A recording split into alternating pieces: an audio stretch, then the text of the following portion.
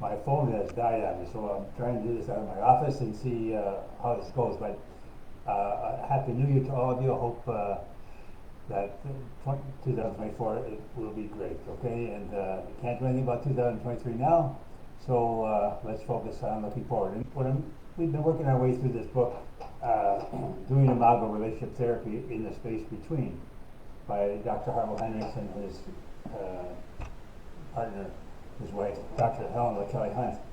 And they look at romantic love, the power struggle, and then we're moving into what a conscious relationship might look like. And before going on to chapter 8, we've done 7 chapters so far. Chapter 8 is the developmental challenges of connecting into a conscious relationship. But I thought it's New Year's Day. We can look at what he calls what does a conscious relationship look like. And so those of you who are in a relationship might want to check off the ones that are already a part of your own ingrained knowing. All right. So the authors state, based on the practices conscious couples engage in, we create a list of what conscious couples know and what they do with what they know. So here are 25 things that conscious partners know. And you can maybe check off, see how many resonate with you. So number 1, obviously, and I've said this many times, safety is non-negotiable for thriving in the relationship. So conscious couples know that. It has to be safe. Right? Imago dialogue creates equality and safety and facilitates connecting. Number 3, negativity arouses anxiety and disconnects from each other.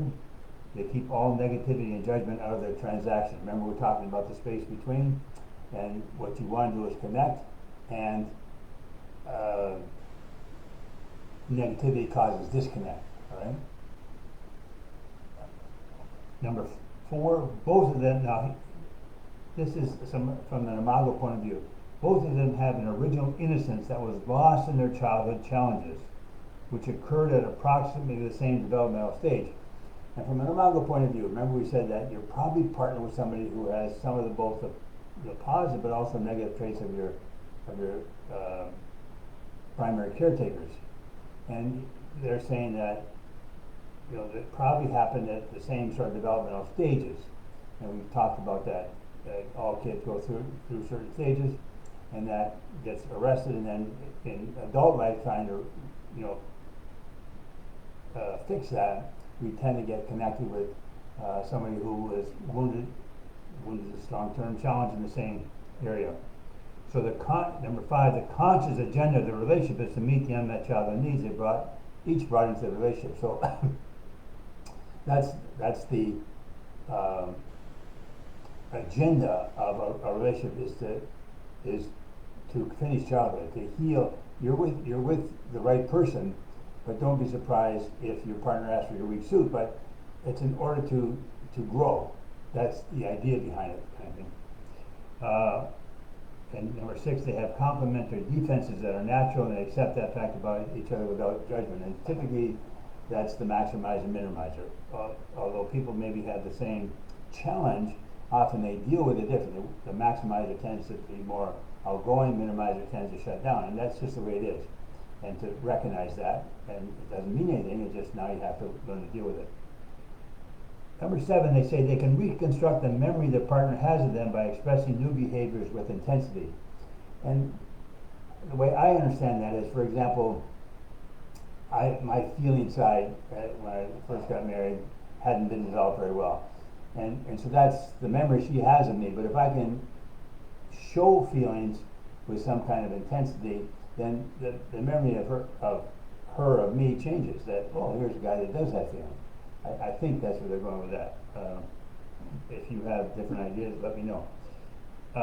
Number 8, they are different from each other and will never be the same. Similarity is as good as it gets. So conscious partners know you're different. It doesn't mean anything. It's just that your partner's not, you're not your partner. It's okay.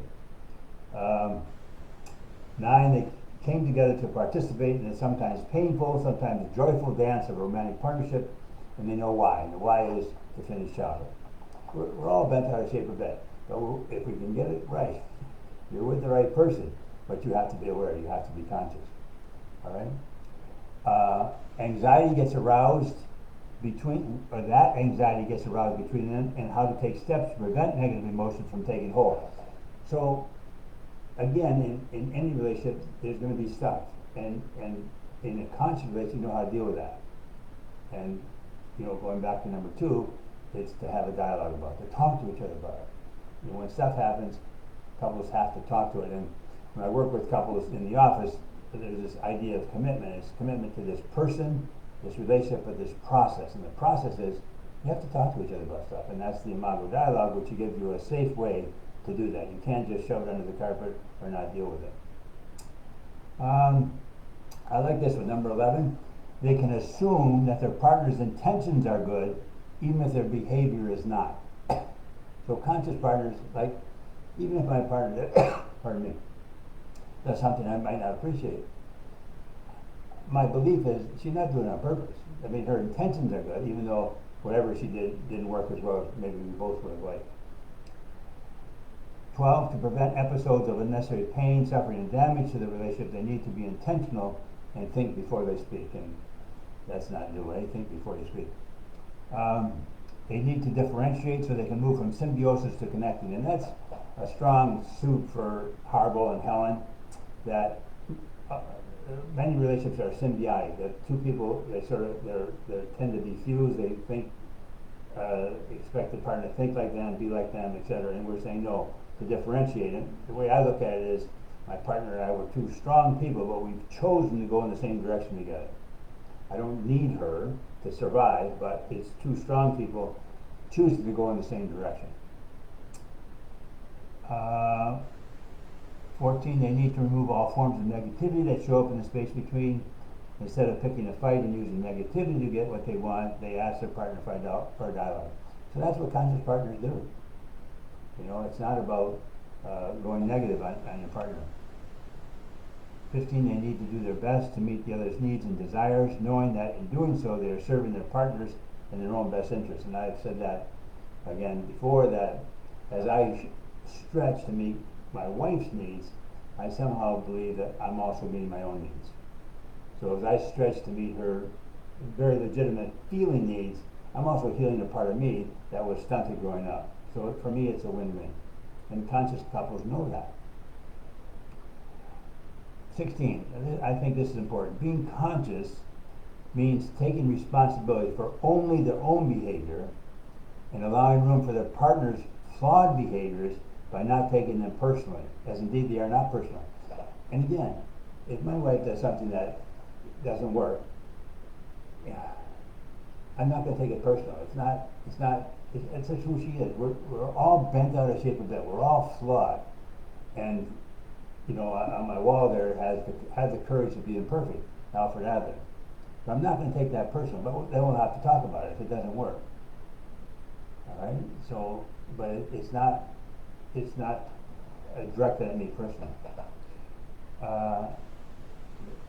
Important 117, they need to be sensitive to their different needs for space and togetherness. Some people need more space, some need more time, and you have to work that. Every couple has to work that out, but they need to be sensitive to that. Having a healthy relationship is the best thing they can do for their physical and emotional health. And there's that study from Harvard, I think it's 85 years, that the best thing for longevity and for good health is a good relationship, a good social environment. So not only intimate relationship, but a social relationship. That's in 85 years, the primary thing for health and longevity of life is the relationships. The quality of the relationship shapes the relational, emotional, and cognitive future of their children, if they have any. And that really was the mission statement of the Imago Institute way back. How do you raise healthier kids? Well, who are the models for the children? Are the parents. And if they have a healthy relationship, do less damage to their kids. The quality of the relationship, number 20, the energy of the relationship has a ripple effect in their social environment. So hopefully as we become healthier, that there's a ripple effect out in our workplace, friends, colleagues, whatever. They know how to orient themselves toward maintaining connection with each other. Well, now, important, while staying open to all parts of themselves, their personality, and their sense of individuality. So again, if those of you who know my wife, totally different from me. And I can support that, and she can support me. We're still connected, but we each have our own personalities, individuality, etc. Connecting is sustained by intentionality, so they speak with a positive tone and use only appreciative or neutral words in all transactions, which helps them feel connected most of the time. 23 now. The sign of a thriving relationship is how quickly partners engage in curiosity rather than judgment. And he has another place where he talks about the sign of a thriving relationship is how quickly you reconnect. Because stuff's going to happen. But the sign of a thriving relationship is how quickly you reconnect. And here they're saying to be curious rather than judgmental. Number 24, they need to acknowledge each other's otherness, accept each other's differences, affirm each other's reality, adore each other's traits, and advocate each other's reality and potential. That's what conscious partners do. We're different, and that's okay. And lastly, they must differentiate before they can connect, so they accept each other as other and accept each other's differences. So that's the idea. We're not the same, we're different, but that's okay, but we choose to go in the same direction together. Anyway, so here we are, January 2nd. A good time to look at your relationship, examine your relationship, see if there's any areas that might need some work. I know way back, Crystal and I, January 1st, we'd take out our relationship vision, how are we doing, and sort of focus on one or two things, and then our anniversary was in June, we do it again, but it just kept us on the right track. And so if there's items on this list that I just read that you might not have yet fully incorporated into your mindset, perhaps you can make them a part of your New Year's resolutions. Okay, so again, all the best going forward to 2024. I hope this thing worked. I keep getting these little notes saying I should be doing something, but I'm going to end it here. Hopefully it went okay, and we'll see you next week. Hopefully my phone will be back on track by then.